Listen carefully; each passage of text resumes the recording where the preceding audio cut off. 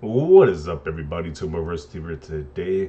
So here we have another case in the gaming community where people are extremely outraged that somebody chooses the Xbox version over the PS5 version of a game, and this time it is Outriders.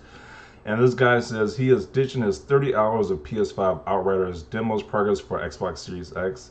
And he wrote an article about it, and people were very upset about this article. People were extremely pissed about it. So we're gonna go into this article and see it and read the replies as well. And so this is on Forbes. So he starts off by saying, "We are just days away from the launch of Outriders on all platforms. We have a unique situation where anything you've done in the demo so far carries into the final release." I'm trying to skim through some of this stuff. I did a truly absurd amount of farming a few weeks back on PS5. So he did a lot of farm, like 30 hours worth. Okay, so he talks about Game Pass. While I may end up with a review code for Outriders, Game Pass Day 1. I'm trying to see the major points. Okay, so he's gonna get the Xbox version because that's Game Pass. Or if he doesn't get, okay, so he's saying if he doesn't get the free code, he's gonna use Game Pass as well too. He says he finds some annoyances with the PS5 have overwhelmed me. The poor user interface and remapping of the home menu, uh, remapping of the home button, wherever they've done to badly screw up the friends and party system. The fact that Outriders and other games will still have copying phases whenever they are patched, which will be frequently anytime any game tries to use adaptive triggers, poor control, battery life. The list is getting long. Tiny non-Game Pass benefits of Xbox that add up. Quick resume, like I said, quick resume is a cool feature, and smart delivery. Let me see, and a user interface I don't hate. So I guess the user interface is different on both platforms. Crossplay, so you can play, across different platforms. You can play with friends across different platforms if you wanted to. Then he says, "Am I losing that much? Really, honestly, 30 hours sounds like a lot to give up, but I was mostly farming with horribly low world tier 5 drop rates.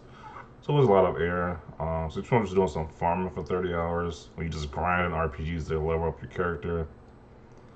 Um, Again, I am not tossing my PS5. I'm still playing all the exclusives I need to play there. I'm still playing Destiny 2 there, or crossplay activates. We'll revisit this. Anyways, that's pretty much it of this article. Now let's see the salty replies in the comment section. Play or you want to play, that's up to you, but honestly, I don't understand how you are having so many issues uh, with the PS5 user interface. It's so user friendly, it's kind of wild. It improved upon literally every issue I have with the PS4. Some people are just like that. Either they're not smart enough or just petty. Bashing one side generates a lot of clicks. Look at the last few articles from him. I guess it's the latter. So they got their own conspiracy theories about why he said he wants to choose Xbox. Apparently, he's just doing it for clicks. Well, you say you got some valid concerns why you don't want to play on the PS5. I can see gave some pretty valid concerns to me, but okay. I keep telling people PS5 should only be used for exclusives. Everything else go with Xbox. They have the more refined ecosystem and consumer-friendly features. Xbox is where the third-party games play and function best. Okay. Nope, I'll stay where I'm at. Love activity cards. I still haven't used any of those activity cards yet. That's supposed to be like the big feature of the PS5. I haven't used any of those yet. The user interface, the upgrades to my PS4 games. PS Plus is miles better than Gold. SSD is crazy fast. Files are smaller. Okay. Third-party games perform almost identical and have larger PlayStation player base. So they're pretty much just going back in the comment section now over this guy's opinion, which is pretty wild. So Xbox Series X just works, and it's the job it was designed to. It was like Xbox Series X just works, and it's the job it was designed to play games, no gimmicks, and it's just a better hassle-free experience.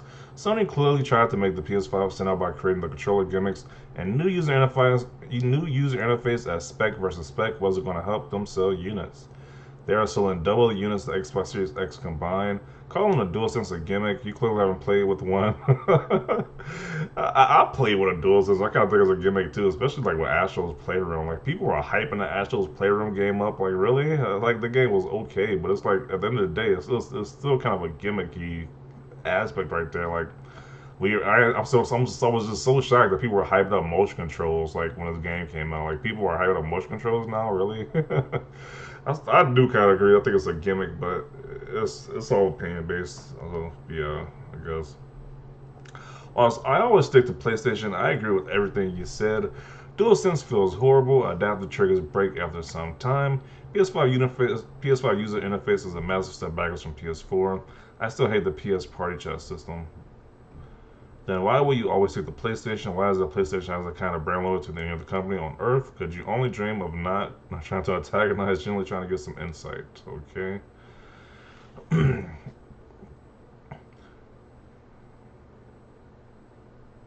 Why wouldn't they use batteries? AAA's are literally better in every aspect. They last way longer, 30 hours or so for me. And if they decay, you can just buy new batteries instead of having to buy a new controller. My DualShock 4 ended up lasting for like 3 hours. I have to get a new one. Okay. I'm blocking this dude in his clickbait articles. I stopped reading his articles a long time ago. So this got some people are really in their feelings with this article. I honestly thought I'd be missing out when I first got a Series X instead of PS5, but the more time goes on, I'm so much happier with my decision. Really, the only thing you missed out on is Demon Souls. It's the only game so far to really feel like next gen. If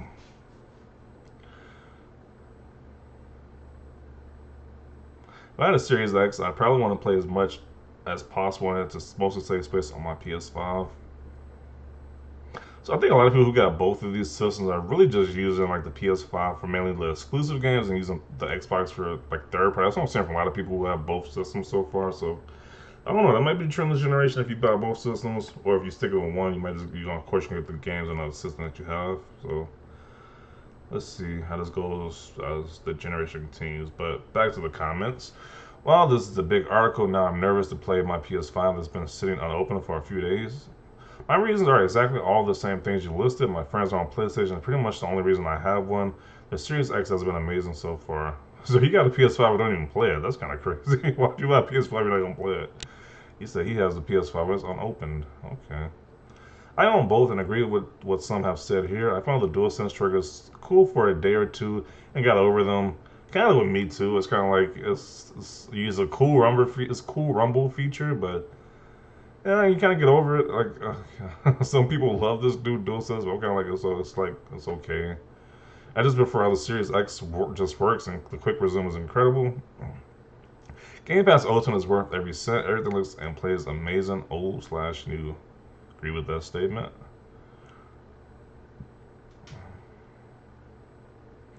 So a lot of people are saying he's lying for clicks. I've seen that a few times in the comment section. They're saying he's pushing propaganda at this point. Um, so this person says, I need to do the opposite and buy the game on PS5. No one plays on Xbox in Asia, and this game has no cross-platform voice chat. Everyone is looking toward to buy it on PlayStation here.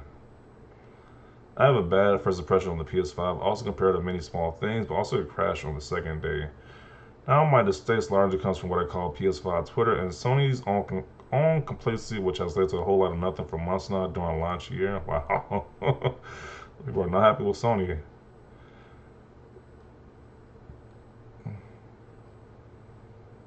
Fraud. Yeah, they call them on in the comment section. So people, they are not happy with this article.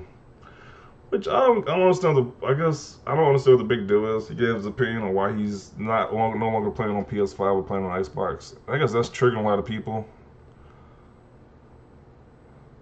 Yeah, look how many replies he got. Like, who cares? At the end of the day, it's like who cares what system he plays it on? But yeah, they are definitely. Look at all the Sony PlayStation fanboys in the comments. They are definitely pretty salty. Like they are definitely mad. Anything that gives like Xbox some positive news, these guys are in their feelings about, which is pretty funny to see. So yeah, we can leave it right here. You can read the rest of these comments here on. Like this had a lot of responses to it. So yeah, definitely see your comments down below. Leave a like if you like this video. And as always, thanks for watching and peace.